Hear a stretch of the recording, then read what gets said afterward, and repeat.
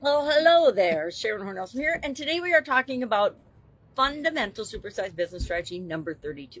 I call this one best contribution strategy, and I'm actually going to share 8 different ways that you can explore that might be the best for you and your organization. It's going to be different over time. It's going to be different based on the people that are involved in your organization. It's going to be different based on the stage of the life and the stage of business development that your organization happens to be in.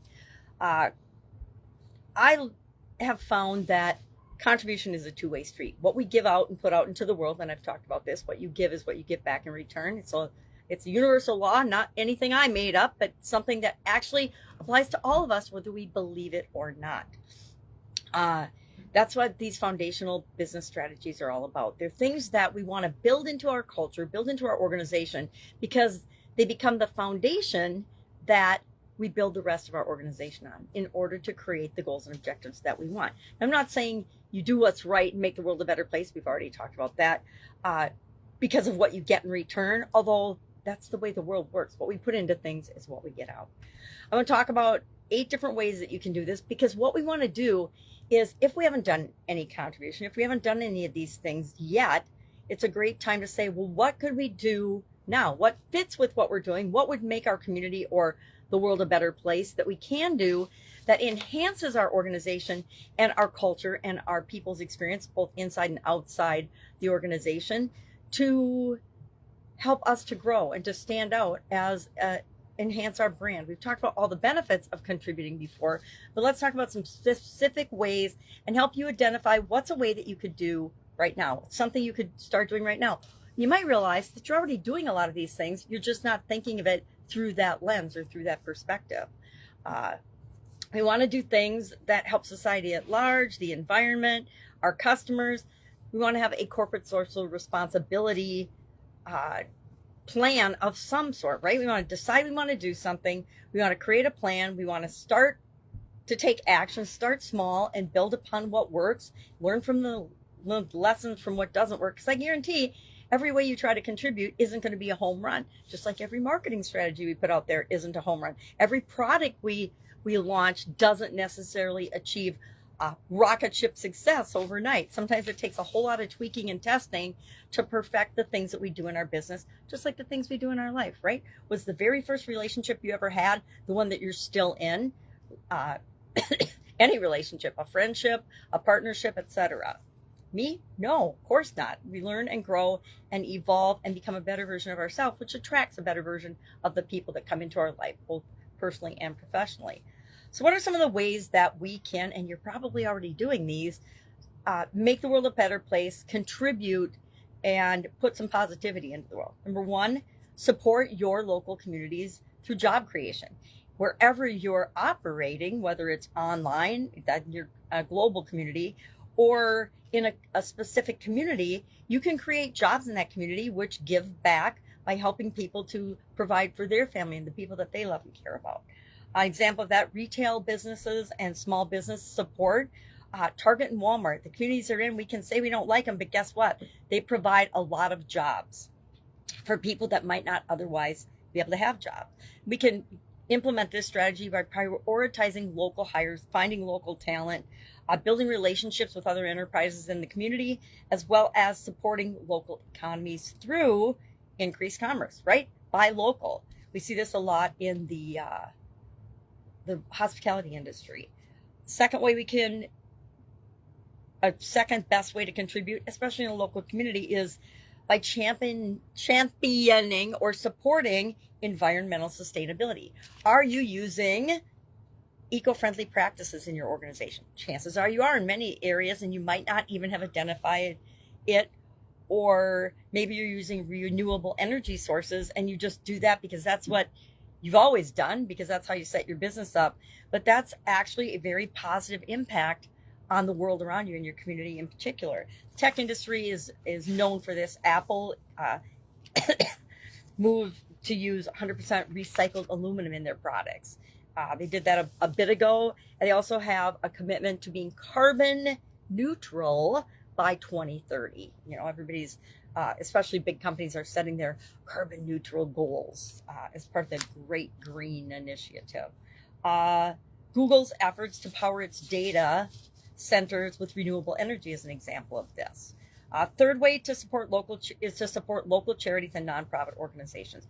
Every community has people that need help, right? Or charities or nonprofits that operate out of different areas. You know, depending on how big your area, your community is, the more options there are for contributing to this. You can give financially, you can partner with them, you can volunteer your time or allow your employees to volunteer their time in order to contribute to the community. Restaurants, cafes, food chains are notorious for this, donating food to food shelves and things. I worked for a big industrial bakery, and I will say one of the most challenging things that I did was find ways to donate food products, bakery products, to organizations. It was actually harder than just eliminating those products and services as waste. But it was a lot more rewarding to know that actual people were consuming the products that were good and they needed in their lives anyway, than it was throwing them away. We reduced actually 500,000 pounds of waste a month in that organization, which resulted not only in savings for the organization, but it also made the world a better place, right? Fourth, you can foster educational opportunities or actually lead and offer educational opportunities. The automotive industry, Toyota in particular, is notorious for this. They partner with trade schools and with technical colleges and offer technical training, and then offer to hire people that go through and graduate through those programs, which is a great way of not only fostering and promoting education, higher education and technical education, but also providing jobs in the area, jobs in the local communities, right? Fifth, promoting diversity and inclusion. And there's a whole lot of stuff out in the world about this, and you can look into it. As a woman in corporate America 30 plus years ago, diversity has changed dramatically. And the definition of diversity now is different than it was when I was in corporate America or in businesses. But we can be open-minded and I don't want to say fair because I think fair is such a subjective word, but we can do what's right in terms of hiring practices, making sure our hiring practices are not prejudiced. You know, we're seeing a lot of organizations and big companies that have always required a college degree and college education turning to and looking more toward character, capabilities, skills, despite whether someone has a college education or not. But we want to promote diversity and inclusion. The fashion industry is doing this. You know, everybody talks about certain promotions that have been out there that use real people, real models instead of models. Okay, so they're real diverse models, but they're all still models, right? But Nike and Levi are known for taking substantial strides toward promoting diversity from inclusive hiring practices, as well as making sure that people of all backgrounds are represented in the marketing of their materials, their products and services.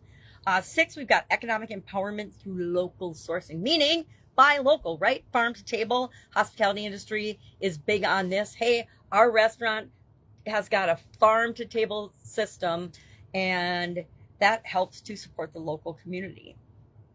Seven, encouraging employee volunteerism. This is probably one of the most popular ways that businesses contribute to their local community. Back my first job out of college, we were encouraged to participate in the community, which was actually awesome and fun. And it set me up and other people that joined the organization with me as lifelong participants and contributors to the world, because we learned in our first role out of college that it was valuable from both our personal development and our organization standpoint to be involved in the community in ways of volunteering. Some companies actually give you paid time off to do that. My first job didn't, but it was so fun to volunteer in the different ways that we did or were encouraged to, that who cared if we were getting paid or not. Some companies like JP Morgan Chase actually encourage volunteerism by is that even a word? Volunteering.